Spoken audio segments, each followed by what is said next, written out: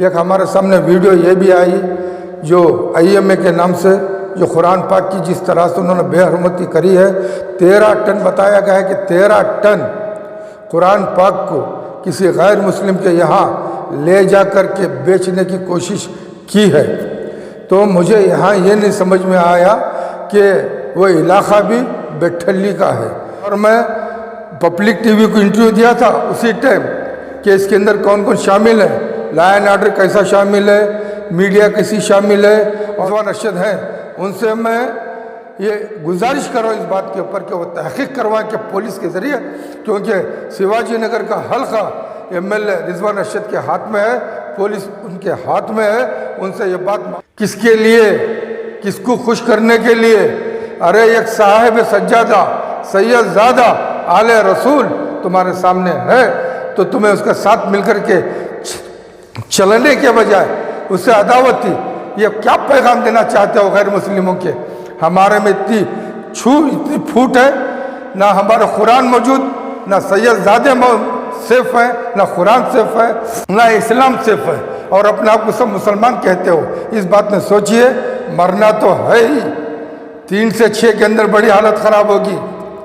कुछ ही वक्त गुजरना है हमारा, लेकिन वहाँ ना तुम्हारे MLA से आएंगे, ना मिनिस्टर आएंगे, ना तुम्हारा हाई कमांड आएंगे, ना तुम्हारे दूसरे लोग आएंगे, ना तुम्हारे लिए दुआएं कबूल होगी। बहुत ख़तरनाक जगह है 3 पीछे की, याद रख लो। ये बात मैं कह रहा हूँ, समझो। अगर मुसलमान कहते हो तो कलमे की वफादारी करो, कलमे से गद्दारी मत करो। ये तहकीक करो कि कुरान किसने लेकर के ये बेहरमती की हुई। ये बात कहता हूँ। खुदा हाफिज। जी, कल जो है INL इंडियन नेशनल लीग के नाम से जो है पार्टी एक मुसलमानों के बीच आई है। इलेक्शन का वक्त करीब है, मेंबरशिप ड्राइव चल रही है, तो आप भी उस पार्टी के प्रोग्राम में शामिल रहे हैं। क्या मैसेज है, क्या पैगाम है? क्या आपने नेशनल लीग पार्टी को ज्वाइन कर लिया है? नहीं, ज्वाइन नहीं है। जो असगर भाई जो है पुराने दोस्त थे, उन्होंने 4-5 दिन पहले मुझे इतला दी थी कि हमारा एक पार्टी यहाँ पर आने वाली है, बहुत पुरानी थी, उससे जो मैं सदर बना हूँ, उसके बारे में मेंबरशिप में तैयार करो, आप आकर के देखें। बस आकर के देखें। ये देखने के लिए मैं गया था कि इनका क्या सोच है, क्या रवैया है, ये क्या करना जा रहे हैं। तो मुझे इतना पता चला कि भाई ठीक है। सारी बात में देखने के बाद ये मालूम पड़ा कि वहाँ पर ये जो है मेंबरशिप बनाने के बाद जो है ये भी जो इनके लोगों को कॉर्पोरेशन में उतारने जा रहे हैं। तो अब हल्का वैसे प्रोग्राम करना भी जा रहे हैं, ठीक है, अपनी अपनी बात है। फिर मैंने सोचा, इससे पहले आम आदमी पार्टी आई, फिर इससे पहले बहुत दिनों से HDPI है, इसके बाद में जो है MIM है। अब MIM में जो नौजवान लड़के जो है उनके साथ हमारी बैठक होती रहती है, उसमें जनरल सेक्रेटरी बेंगलुरु के अहदे से मजहर जो है एक अपना रोल निभा रहे हैं। ये सारा मैं देखता रहा। अब इसके अलावा 3 बड़ी पार्टियां हमारे पास और हैं, तो ये 3 पार्टियों को भी हमने देख रहे थे कि क्या हो रहा है। इत्तेफाकन इससे पहले जो है मुत्तहद महाज की मीटिंगें चली, तो मुत्तहद महाज की मीटिंगों में ये भी देखने को मिला हमें सिर्फ वो एक कांग्रेस पार्टी के फेवर में, जैसे कि पार्टी में बात कर रहे थे। अभी हाल ही में जो है मिली कौंसिल के 3 दिन प्रोग्राम चले, 33 साल का अरसा। तो बहुत खुशी की बात है कि भाई कम से कम अब उनको मिल्लत का ख्याल आया हुआ है कि वो भी संविधान के बारे में, संविधान तो जो है अपोजिशन लीडर जनाब जो राहुल गांधी और जो जितने भी अपोजिशन लीडर्स हैं वो उठा रहे हैं। हर जो रीजनल पार्टियां हैं उनके लीडर्स जो है वो उठा रहे हैं। तो आज इसी बहाने में जो है 33 साल का अरसा जो है मिली कौंसिल में इन्होंने गुजारा है। मैं समझता हूँ इन्होंने बहुत सारे मुसलमानों के लिए काम किया है, इंशाल्लाह करेंगे, मैं ये भी उम्मीद रखता हूँ। अब रही बात वहाँ पर ये देखिए हमने तो मिली कौंसिल कि मिल्लत के लिए जो काम किया है और करते रहे हैं, तो इंशाल्लाह वो करेंगे, ये यकीन है, क्योंकि इसके अंदर बड़े बड़े जो है लोगों के नाम मौजूद हैं ऑल इंडिया की तरफ से। बहुत खुशी की बात है, करें। लेकिन उनसे ये गुजारिश है कि सिर्फ आप बातों तक और ये प्रोग्राम तक कायम ना रहें। आप भी जो है इत्तेहाद की बात करते हैं, लोगों को लेकर चलने की बात करते हैं, बहुत खुशी की बात है, लेकिन वो ज़मीनी सतह पर काम हो, ना कि एक अपने ख़ास दोस्तों की वजह से आएँ और एक अपने जहन में एक बात रख करके एक बात की तरफ तवज्जो दिलाएं, ताकि ये सिर्फ संविधान की बात है, संविधान की बात है, संविधान को बचाना है। तो ठीक है, अच्छी बात है, मुस्लिम पर्सनल लॉ बोर्ड से पहले जो औकाफ के बारे में उतरे थे, तो औकाफ के बारे में बड़े बड़े मजालिस हुए, बहुत बड़े प्रोग्राम्स हुए। उसका नतीजा अब तक क्या है हमारे सामने, यानी कि आवाम के सामने आया नहीं। अब मिली कौंसिल वाले क्या करते हैं ये भी आगे देखना है कि ये लोग क्या करेंगे। क्या ये सिर्फ सियासी मकसद के लिए, उस मकसद के लिए आए हैं या किसी एक पार्टी की हिमायत के लिए आए हैं, ये भी देखना है। अब रही बात ये छोटी छोटी पार्टियों की वजह से भी बड़ी सोचने पे मजबूर हैं। आने वाला वक्त जो है हमारे लिए, जो कॉर्पोरेशन का इलेक्शन है वो बहुत बड़े मायने रखता है। अब रही INL की बात तुमने करी, तो उसके अंदर हमें क्या देखने को मिला, जो बड़े मकान की बात जो जनाब असगर भाई जो करते रहे, तो उसके अंदर औकाफ की बात आई, औकाफ की मिल्कियत के बारे में बात आई, और हाफ काम जिस तरह से बर्बाद हुआ उसकी बात हुई, और खालिद का नाम उन्होंने लिया गया, जो ये सब सारे लोग बेचे गए, और वहाँ पर एक जो नाजायज़ तरीके से जो मकानात तैयार हो रहे हैं उसे मैं रोका हूँ, उनका कहना था। और जो है कब्रिस्तान की बातें थी, शादी महल की बातें थी, ये सारी बातें हुई है। मैंने उनसे ये कहा है, मौजूदा जो औकाफ के जो मिनिस्टर है उसके सामने जाकर के आप अपनी बात करें, और जो इससे पहले जो चेयरमैन रहे और जो मेंबर्स रहे, जो CEO रहे, उनको जाकर के अपनी बात बताएं कि भाई अगर वो ना बताएं तो जो RTI है उसे डालें, और उसे लेकर के आप लोकायुक्ता है, CBI है, सरकारी इदारे हैं, उसके अंदर अपनी बात को लेकर के जाएं। ये मैंने उनसे कहा। अब इत्तेफाक एक हमारे सामने वीडियो ये भी आई, जो IMA के नाम से जो कुरान पाक की जिस तरह से उन्होंने बेहरमती करी है, 13 टन बताया गया है कि 13 टन कुरान पाक को किसी गैर मुस्लिम के यहाँ ले जा कर के बेचने की कोशिश की है। तो मुझे यहाँ ये नहीं समझ में आया कि वो इलाका भी बेठल्ली का है, यानी कि बेल्हल्ली के करीब और यलहंका के करीब। तो वह बेठल्ली के अंदर जब 13 टन कुरान शरीफ गए, तो उसी रास्ते में सबीलुर रशाद है, उसी रास्ते में बड़े बड़े मदारिस हैं और मसीहुल उलूम है, ना जाने इतने इदारे वहाँ पर आजू बाजू हैं। और जमीयत के सदर जो बिस्मिल्लाह नगर में मौजूद हैं, उनकी नज़र तो होना चाहिए थी इन बातों पे कि कौन सी मदारिस में क्या काम चल रहा है, कौन सा आलिम क्या कर रहा है।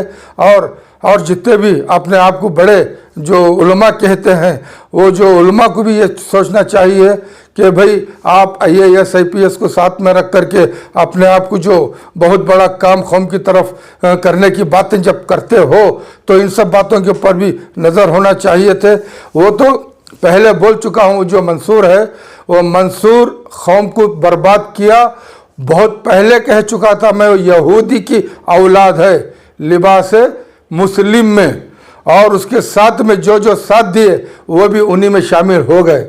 और मैं पब्लिक TV को इंटरव्यू दिया था उसी टाइम कि इसके अंदर कौन कौन शामिल है, लॉ एंड ऑर्डर कैसा शामिल है, मीडिया कैसी शामिल है, और बड़े बड़े सियासी रहनुमा कैसे शामिल हैं, ये सारी बातें मैं पब्लिक TV को दिया था उसी टाइम।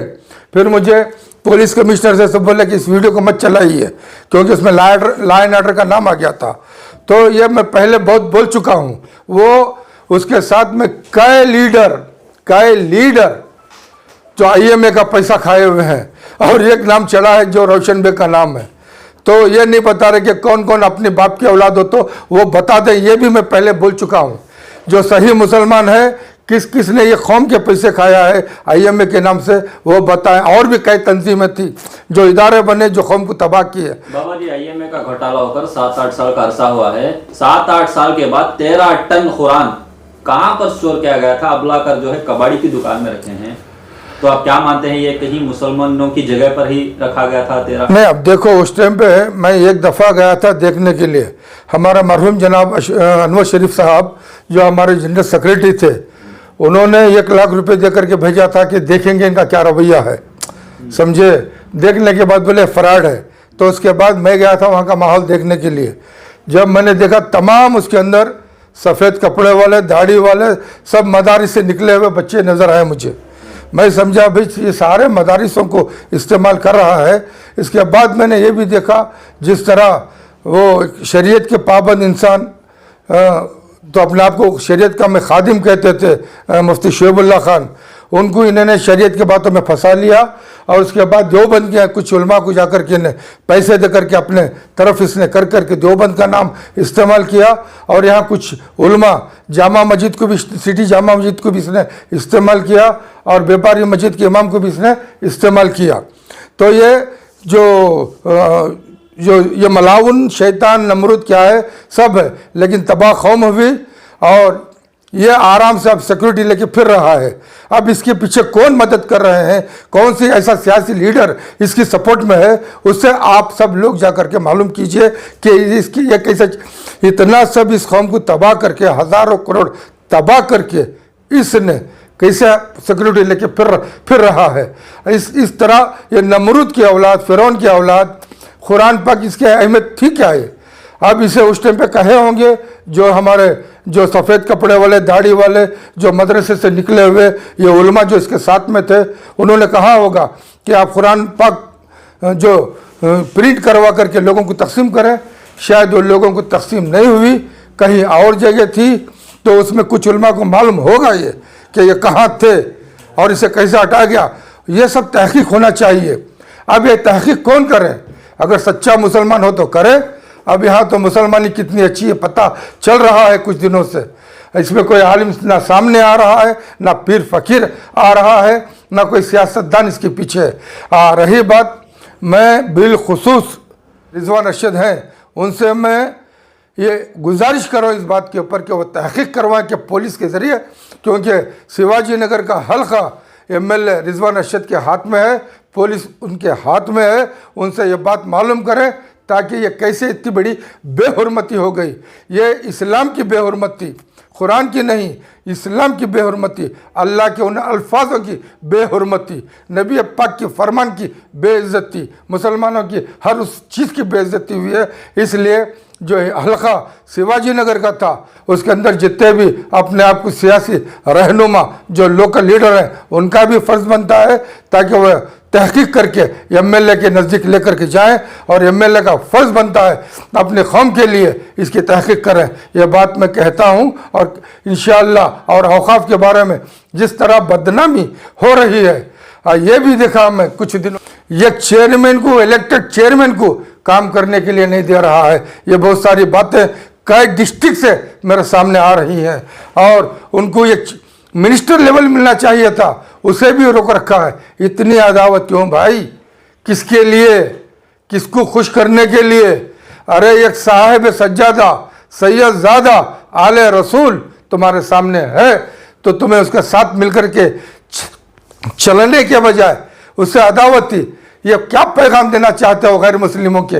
हमारे में इतनी फूट है, ना हमारा कुरान मौजूद, ना सैयदजादे सेफ है, ना कुरान सेफ है, ना इस्लाम सेफ है, और अपने आप को सब मुसलमान कहते हो। इस बात में सोचिए, मरना तो है ही, 3 से 6 के अंदर बड़ी हालत ख़राब होगी।